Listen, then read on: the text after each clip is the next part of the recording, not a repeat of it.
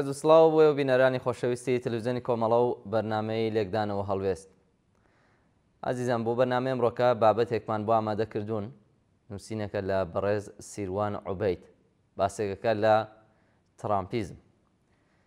ترامپیزم وەک مردنی ئەخلاق لە ژێر سێبەری بازرگانی سیاسیدا و خشتەی نوێی جیهانی. سیروان عوبەید بەم شێوەیە دەست بە نووسینەکەی کات، ئەڵێت کاتێک سیاسەت دەبێتە بازرگانی مرۆڤایەتی دەمرێت، کاتێک یاسا دەبێتە ئامراز دادپەروەری نامێنێت.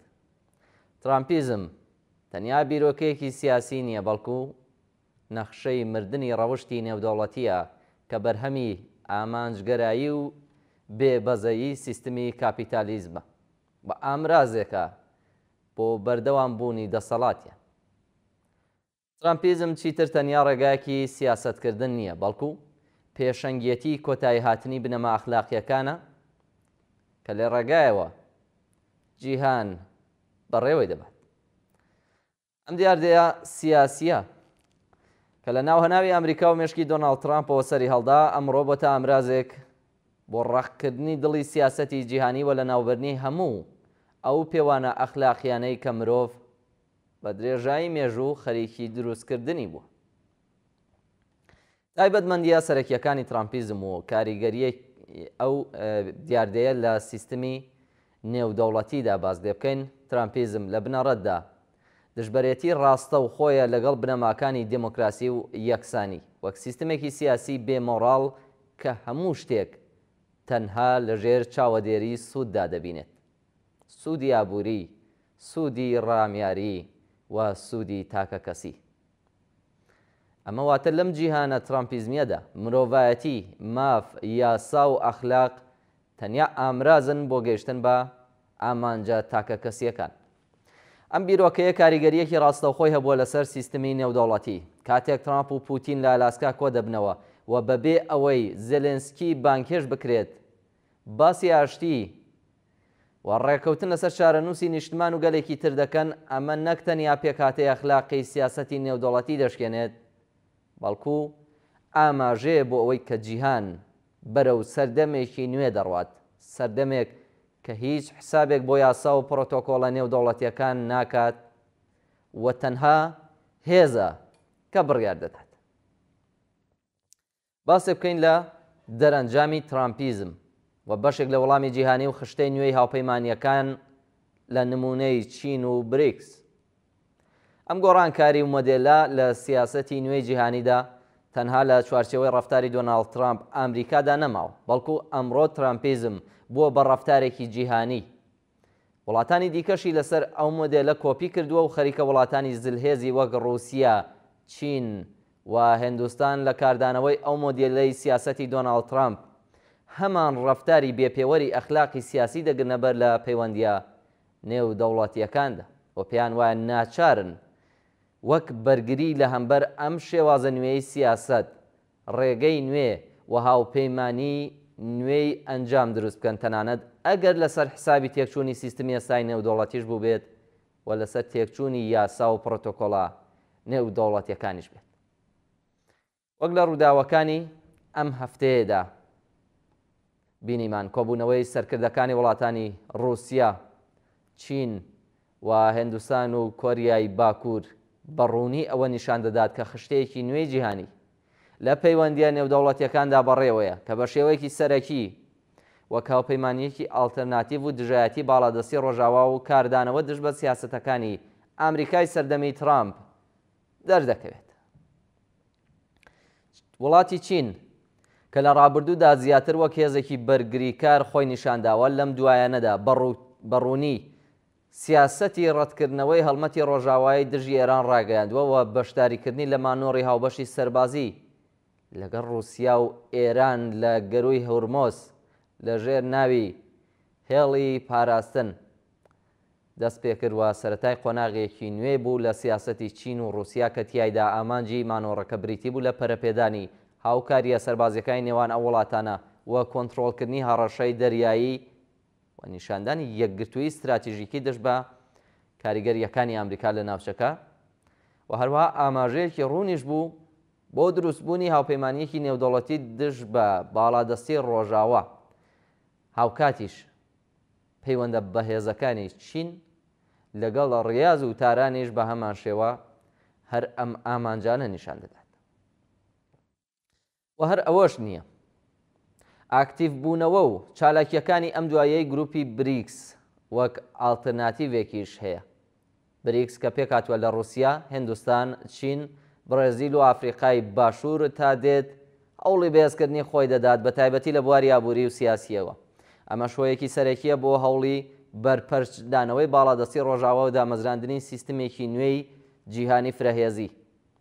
هاوپەیمانیان نوێیەکانی وەک هاوپەیمانی دووزلهێزی رووسیا چین ئەم ئامانجەی خستۆتە ڕوو کە بە شێوەیەکی فەرمی دەیانەوێت بە پێشەنگایەتی سیستمێکی نوێی جیهانیدا بمەزرێن.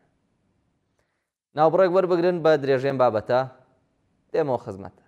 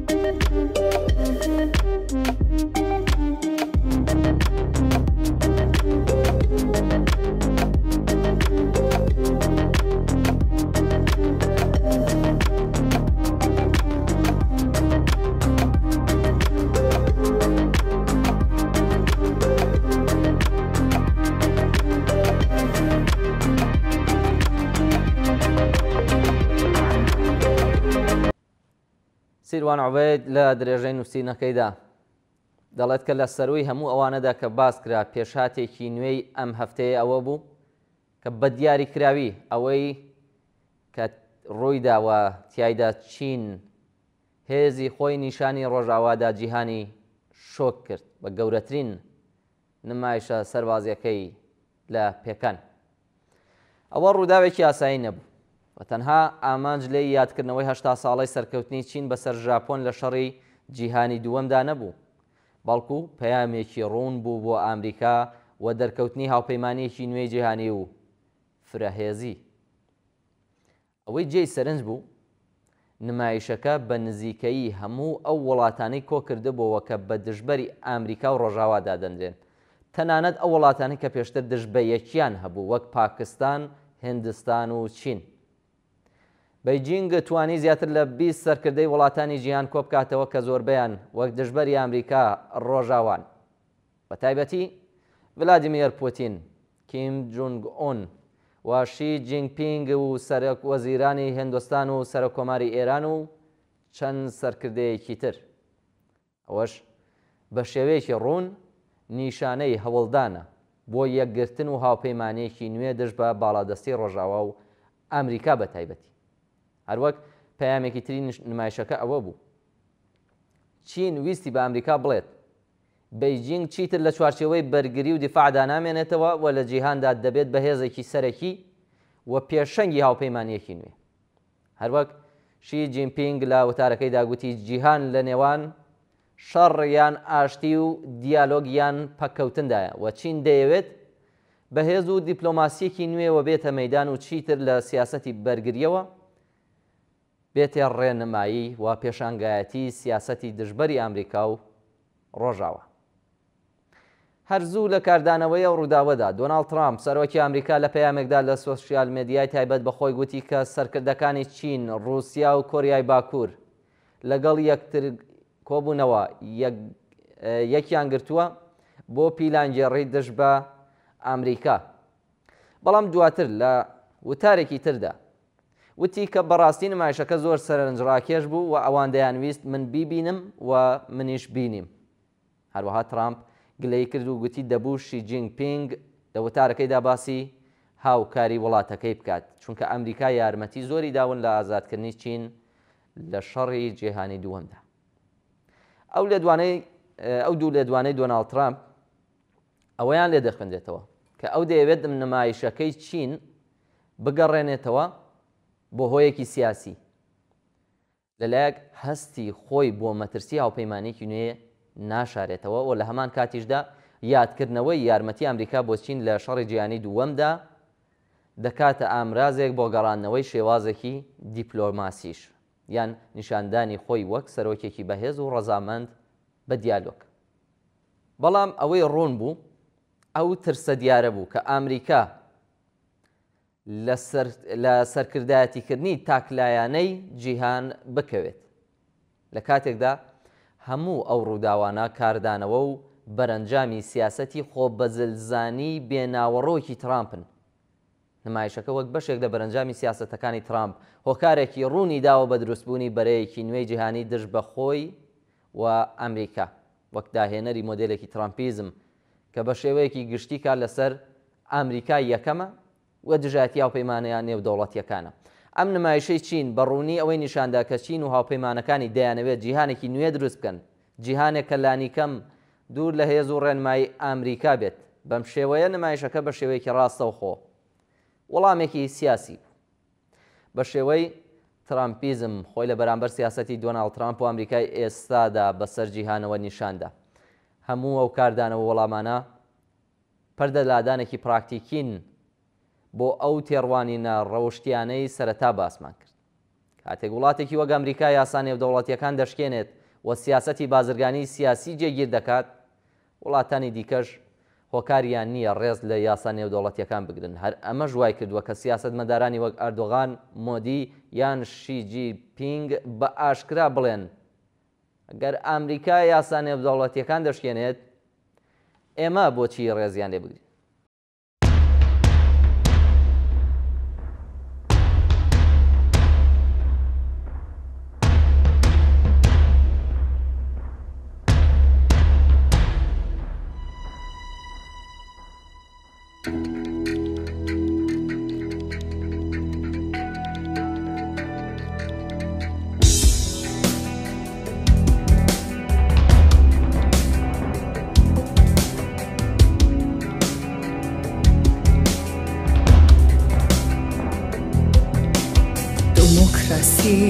تۆ دەنگ مەکە دنیات بەدەنگ ڕەنگ کردووە لە ژێر کارخانەی چەکسازی لەوێ منداڵ خەوتووە.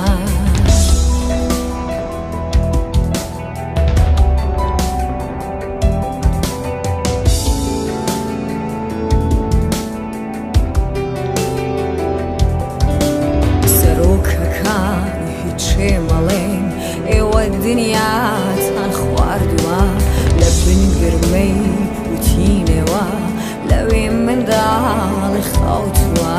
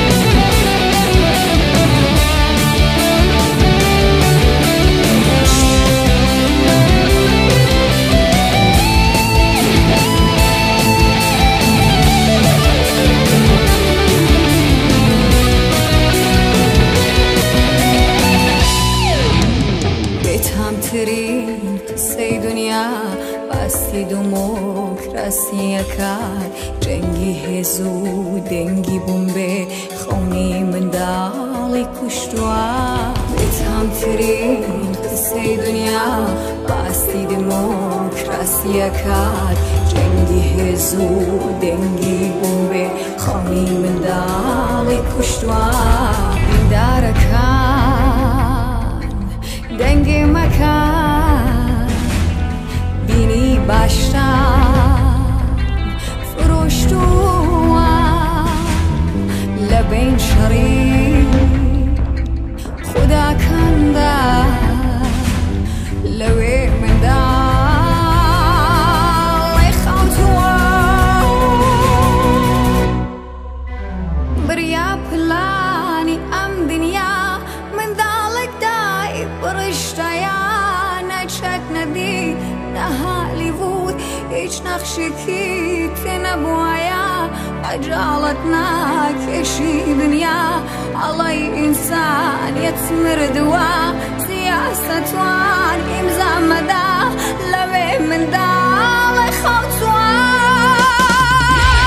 بریا پلانی ئەم دنیا منداڵێک دای بڕشتایە نەچەک نەدی نە هالیوود هیچ نەخشێکی تێ نەبووایە خەجاڵەت ناکێشی دنیا ئەوەی ئینسانیەت مردووە سیاسەتوان ئیمزا مەدا لەوێ منداڵی خەوتووە ترامپیزم وەک دیاردەیەکی جیهانی کۆتایی هاتنی سەردەمێک و دەستپێکردنی سەردەمێکی تر. ترامپیزم چیتر تەنیا سیاسەتی دۆناڵد ترامپ یان ئەمریکایی نییە بەڵکو بووە ئایدۆلۆژیەکی جیهانی. بەهۆیەوەشەوە ئەمڕۆ جیهان بە تەواوی بۆوەتە دوو بەش جیهانێک پێش ترامپیزم کە تیایدا دەوڵەت و نەتەوەکان کەم تاکوور تێکەڵیان دەدا لە ڕێگەی یاسا و ڕێکخراوە نێودەوڵەتیەکان کێشەکانیان چارەسەر بکەن. بەڵام لە جیهانی دوای ترامپیزمدا هێز و زلهێزە گەورەکان بە زۆر و بە بازرگانی سیاسی ڕێباز و ڕێگای خۆیان فەرز دەکەن. ئەمەش وای کردووە ئەو نەریتانەی کە دوای شەڕی جیهانی دووەم دامەزران ڕۆژ لە دوای ڕۆژ کاڵ ببنەوە و زیاتر لە ژێر پاڵەپەستۆی ترامپیزمدا بەرەو لە ناوچوون بچن. بەم شێوەیە ترامپیزم تەنها بیرۆکە نییە بەڵکو لە ڕاستیدا بووە بە نەخۆشیەکی سیاسی جیهانی بۆ لە ناوبردننی یاسا و ڕێسا نێودەوڵەتیەکان. بەو پێی هانی وڵاتانی دیکەی داوە بۆ ئەوەی لە بری پشتبەستن بە ڕێکخراوەکانی وەک نەتەوە یەکگرتوەکان و ئەنجومەنی یاسایشی نێودەوڵەتی و یاسا و پرۆتۆکۆڵە نێودەوڵەتیەکان هەوڵی هاوپەیمانی نوێ بدەن و بە دوای ئاڵتەرناتیڤەکاندا بگەڕێن. باسێک بکەین لە هۆکاری سەرەکی گەشەکردنی ترامپیزم.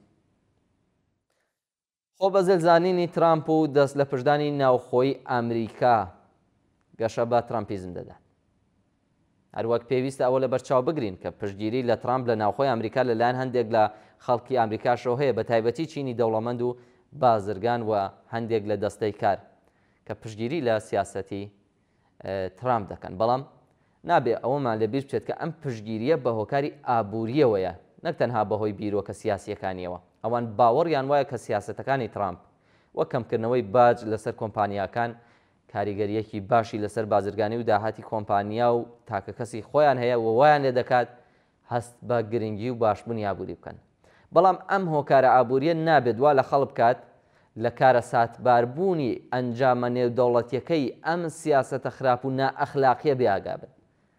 لە کاتێکدا خەڵکی دەتوانن ئەوە بەڕوونی ببینن کە ترامپیزم بەرهەمی چاوچنۆکی کەسیەتی و مێشکی دۆناڵد ترامپە و پشتگیری و وەڵامدانەوەی چینی سەرمایهداری ناوخۆی ئەمریکاش تەنها لە چوارچێوەی قازانجێکی نائەخلاقی ئابووریە لەسەر حسابی تێکچوونی سیستەمی نێودەوڵەتی نەک لە ڕووی ئایدۆلۆژیەوە. بۆیە نابێت ئەمە وا بکات ئەو ئەنجامە خراپانە فەرامۆش بکرێت کە جیهان بەهۆی ئەو بڕۆکراسیەوە دووچاری بۆتەوە و چاوەڕێی دەکات. لە کۆتاییدا پرسیارەکە ئەوەیە ئایا جیهان دەتوانێت ئەخلاقیەتی خۆی بپارێزێت لە بەرامبەر ترامپیزمدا؟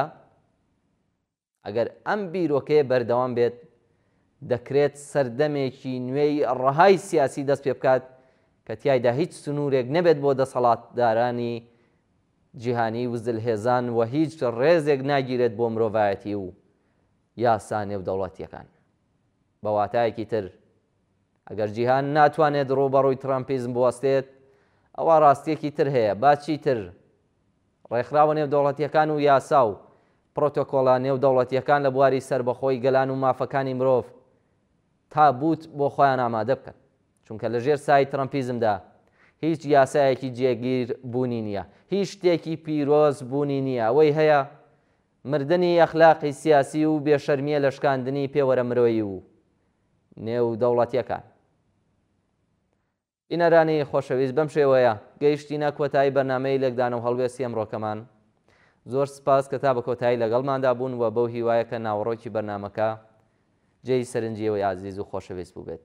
تا لێکدان و هەڵوێستێکی تر بە ژیانێکی پڕ لە کامەرانیتان دەست پێ.